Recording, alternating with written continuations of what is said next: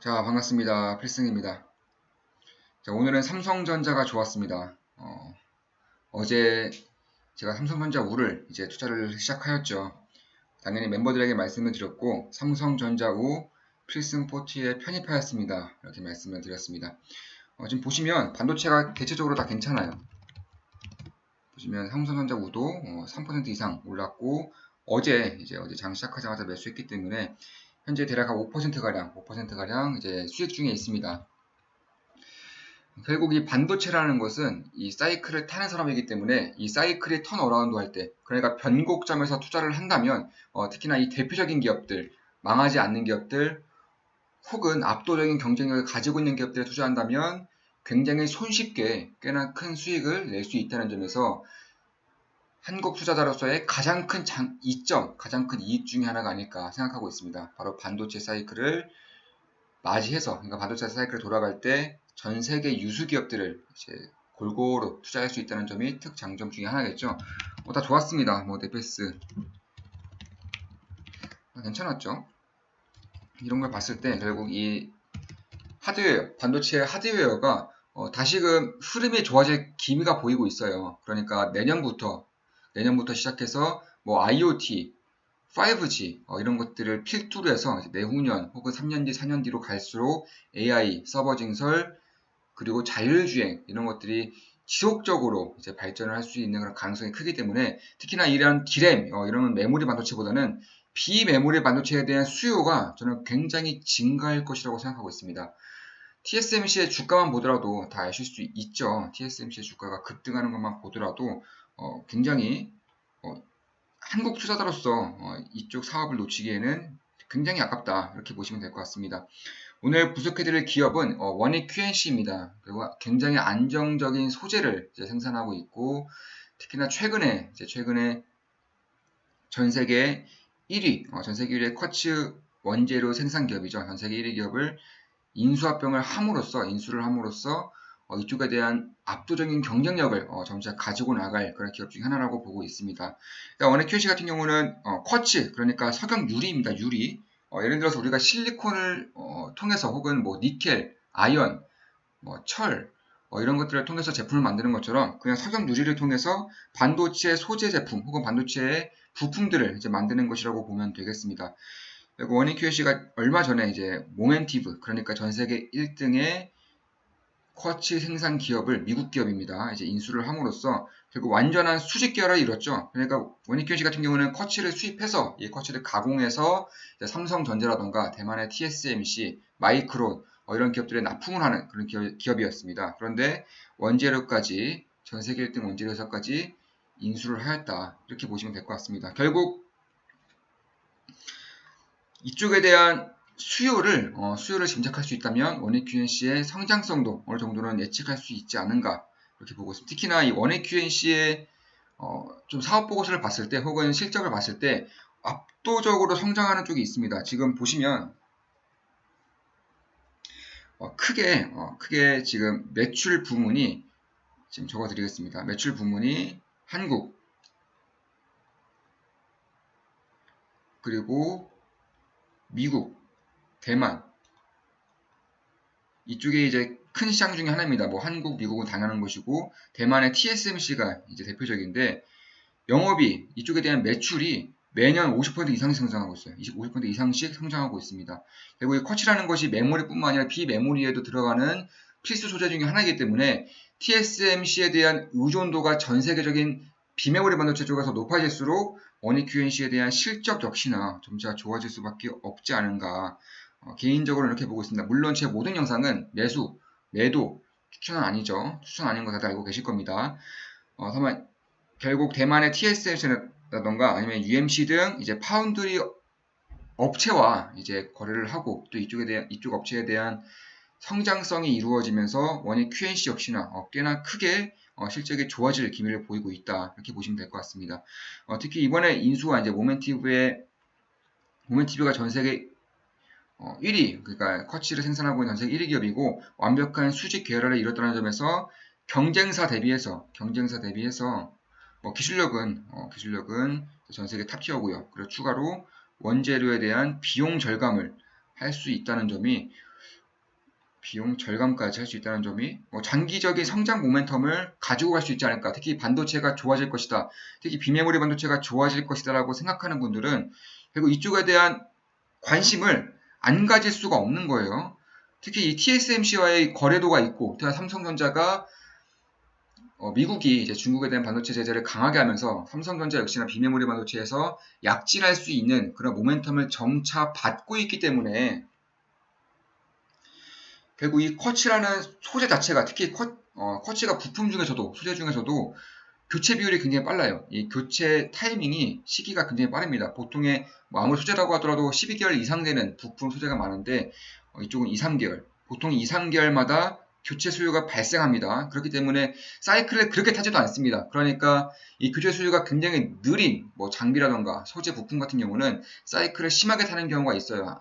왜냐하면 사이클이 하락할 때 교체 비율이 굉장히 크기 때문에 완전히 수요가 그러니까 완전히 수주하는 액수가 급격히 낮아지는 것을 발견하는 경우가 꽤나 많습니다. 제가 기업 분석들을 하는 데 있어서도 이런 기업들에 대한 투자가 망설여지는 것이 맞는데 이러한 교체 수요가 굉장히 작다는 것에서 짧다는 것에서 사이클을 거의 타지 않는 그런 소재 기업이다 이렇게 보시면 조금 더 이해하기가 편하실 것 같습니다. 결국 이런 한국, 대만, 미국을 통해서 전 세계 반도체 유수의 기업들의 대부분의 유수의 기업들의 쿼츠를 이제 납품하고 있는 기업 중에 하나이고 특히나 이 쿼츠를 가공해서 파는 쿼츠웨어 같은 경우도 결국에는 말씀드렸다시피 교체 비율이 굉장히 짧다는 것. 그러니까 이것만 보시면 되는 거예요. 반도체 수요 그리고 비메모리 반도체 수요가 앞으로 점차 증가할 것인지 감소할 것인지 한 가지 좀 예로 들자면 이 D램 가격이 지금 보면 D램 가격이 굉장히 좀 가격 변동성이 크죠. 이렇게 올해 들어서 이렇게 하락하다가 최근 들어서 이렇게 고개를 들고 있습니다. 여기서 지금 이것도 같이 이렇게 들고 있죠. 그러니까 이런 쪽을 봤을 때 특히 이 모멘티브의 인수를 통해서 장기적으로 봤을 때 실적이 좋아지지 않을 수 없는 구도로 점차 다가오고 있다는 점. 특히나 이 모멘티브 같은 경우는 적자가 나는 기업이 아니죠. 전세계 1등 기업이기 때문에 전세계 1등 기업은 웬만해서 적자가 나지 않습니다. 모멘티브는 마찬가지였죠. 최근에 인수를 하면서 주가가 그렇게 크게 오르진 않았어요. 보통이라면 전 세계 1등 기업을 인수하고 수직 계열을 완벽하게 이룰 수 있는 구조에 이른 그런 기업들은 주가가 단기간에 혹은 그 전부터 굉장히 크게 오르는 경향이 있습니다.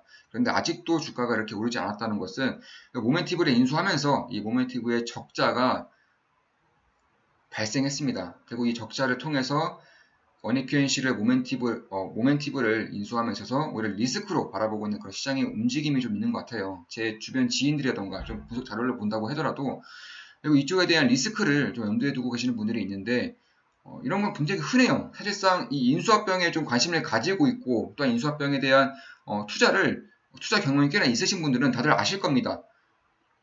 인수를 함에 있어서 그 인수 대상 회사의 적자가 나타나는 경우가 생각보다 흔합니다. 왜냐하면 이게 사장이 바뀔 때도 마찬가지예요. 이 외국 같은 경우는 CEO가 바뀌죠. CEO가 계속적으로 바뀌는데 대주주와 CEO가 다르기 때문입니다. 분리되어 있죠. 바뀔 때마다 실적이 굉장히 안 좋아집니다. 단기적으로. 왜냐? 이 비용 처리하는 거예요. 비용 처리. 그러니까 내가 이 회사를 이끌어가면서 앞으로 실적이 안 좋아질 수도 있고 혹은 내가 실적을 이끌어감에 있어서 이 회사에 대한 브랜드력에 발목을 잡을 수 있는 것들을 완전히 다 처리해버리는 겁니다. 그러니까 지금까지의 이런 비용들을 숨겼던 것을 인수하기 직전에 회사의 책임으로 넘겨버리는 것이죠. 그렇기 때문에 이런 비용 처리를 한 번 하는 경향이 있습니다. 그래서 적자 나는 것도 저는 어느 정도는 좀 감수를 해야 하지 않을까 개인적으로 이렇게 보고 있습니다. 매도 추천 아닌 거 다들 알고 계시죠?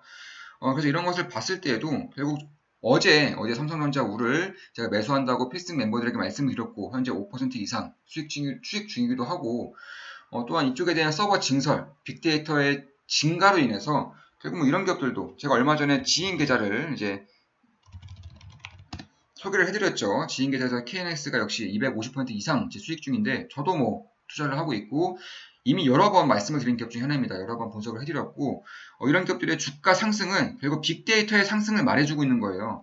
빅데이터의 상승은 그 전초전으로 반도체의 수요의 증가가 나타나기 때문에 이런 거를 봤을 때 결국 저는 반도체 하드웨어도 소프트웨어에 비해서 혹은 플랫폼 기업들에 비해서는 매력도가 좀 떨어져 보일 수는 있으나 실적으로 봤을 때, 그러니까 숫자로 봤을 때는 결코 밀리지 않는다. 저는 이렇게 보고 있습니다.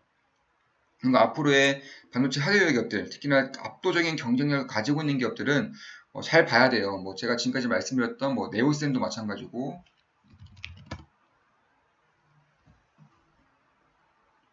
뭐 엑시콘도 마찬가지죠. 그러니까 이 코브데시코 사태가 이루어지기 직전에 가격을 한참 넘어서서 이렇게 상승할 수 있었던 이유는 이 반도체 하드웨어에 새로운 바람을 불고 있기 때문이에요. 그러면서 이제 원익QNC 같은 경우는 여전히 다른 기업들에 비해서는, 다른 핵심 기업들에 비해서는 주가가 크게 오르진 않았지만 결국 좀 재무제표를 보더라도 안정적이죠. 재무제표가 이번에 이제 모멘티브 인수를 통해서 매출액이 2배가량 올랐고 영업이익도 크게 오른 것을 알 수 있습니다. 이런 것에 비해서도 주가는 뭐 모멘티브가 적자를 내버리면서 주가는 거기서 거기에요. 여전히 박스권입니다. 이번에 시장의 오해가 풀리면서 다시금 주가가 점프할 경우에 결국 저는 꽤나 장기적으로 잘 갈 수도 있겠다. 이렇게 보고 있습니다. 물론 매도 추천 아니기 때문에 관심권으로 이제 말씀을 드리는 겁니다.